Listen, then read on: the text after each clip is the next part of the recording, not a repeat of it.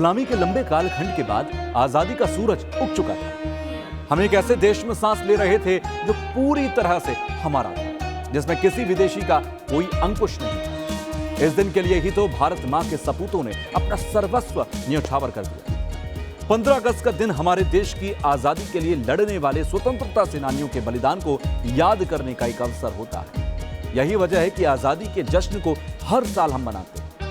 इस साल हम आजादी के 76वीं सालगिरह मनाने जा रहे हैं। अपनी खास पेशकश में आज हम बात करेंगे आजादी की लड़ाई के एक ऐसे मतवाले की जिसने देश की स्वतंत्रता के लिए पहले अहिंसा और सत्याग्रह का दामन थामा और जब राहें अलग हुई तो अंग्रेजों से लड़ने के लिए खुद की सेना खड़ी कर दी। जी हां, हम बात कर रहे हैं भारतीय स्वतंत्रता आंदोलन के सबसे बड़े क्रांतिकारियों में से एक नेताजी सुभाष चंद्र बोस की।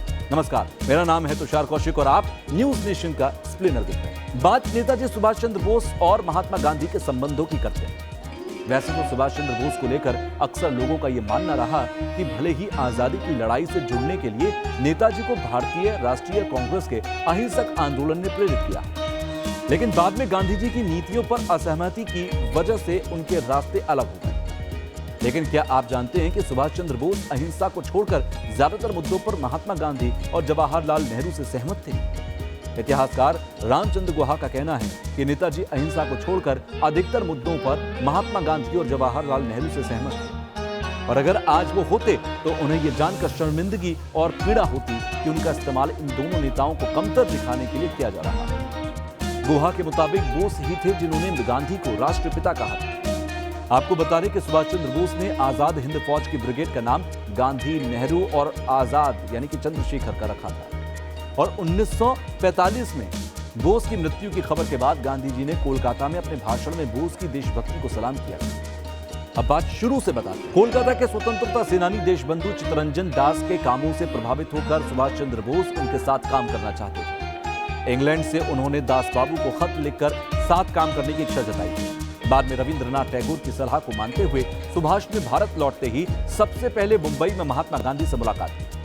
वहां 20 जुलाई 1921 को गांधी और सुभाष के बीच पहली मुलाकात हुई। गांधी जी ने ही उन्हें कोलकाता जाकर दास बाबू के साथ काम करने की सलाह दी।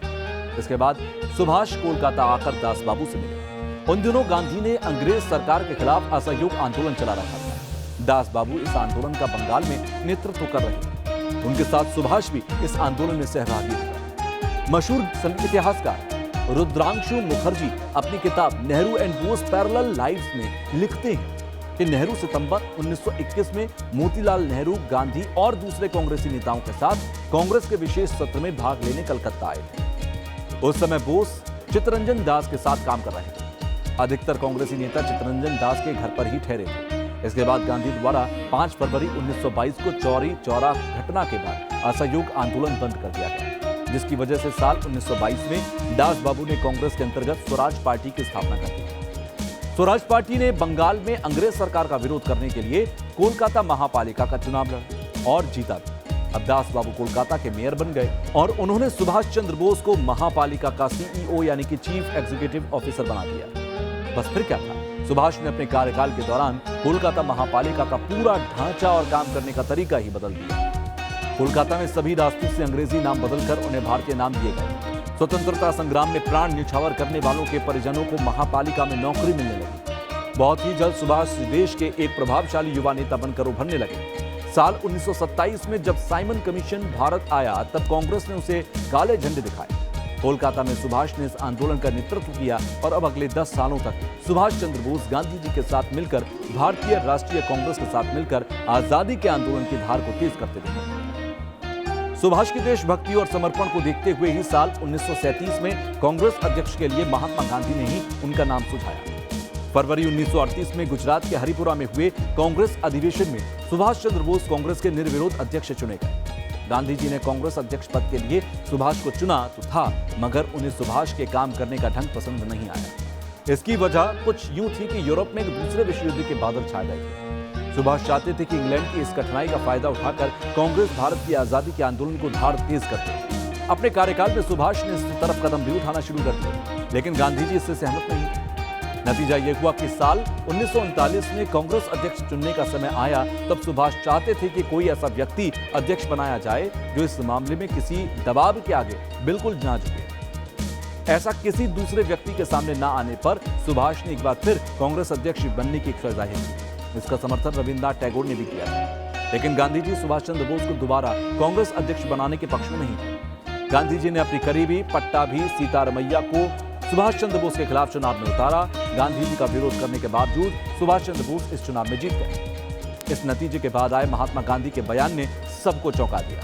गांधी ने कहा, चूंकि मेरे कहने पर ही सीतारमैया इस मुकाबले से नहीं हटे थे, इसलिए यह हार उनकी ना होकर मेरी।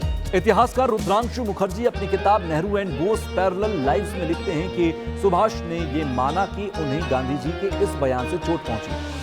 उन्होंने साफ कर दिया कि कांग्रेस सदस्यों से गांधी के पक्ष या विपक्ष में वोट करने के लिए नहीं कहा गया था। वो लिखते हैं कि गांधी के साथ संबंधों के बारे में उन्होंने कहा कि कुछ मौके पर गांधी के साथ उनके मतभेद रहे, लेकिन इसके बावजूद मेरे अंदर उनके प्रति आदर में कोई कभी कमी नहीं आई।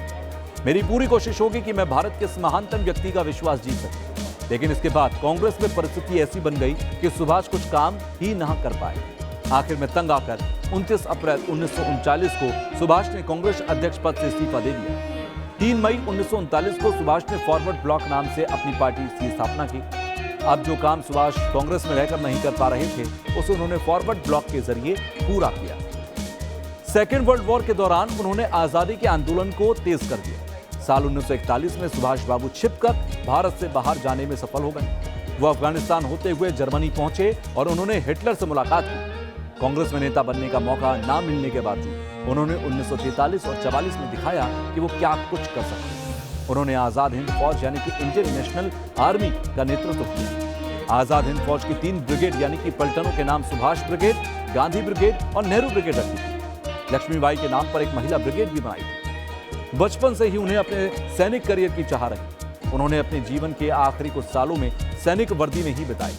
भले ही सुभाष बाबू ने कांग्रेस से अलग होकर भारत से बाहर जाकर आजादी की लड़ाई छेड़ी, लेकिन हर विदेशी मंच पर उन्होंने गांधी को पूरा सम्मान दिया। वो जहां कहीं भी रहे, गांधी के लिए लगातार सम्मान देते रहे। इस बात का अंदाज नेताजी सुभाष चंद्र बोस के 6 जुलाई 1944 को महात्मा गांधी के नाम दिए गए एक संदेश से जाहिर होता है। इस संदेश से झलकता है कि वास्तव में सुभाष के लिए गांधी क्या थे, वो उन्हें लेकर क्या सोचते थे और उन्हें भारत की आजादी के संघर्ष में कहां देखते थे।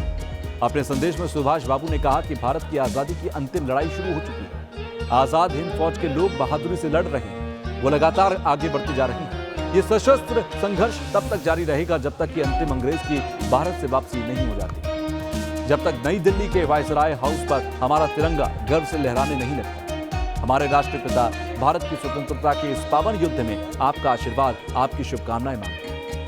Team news nation.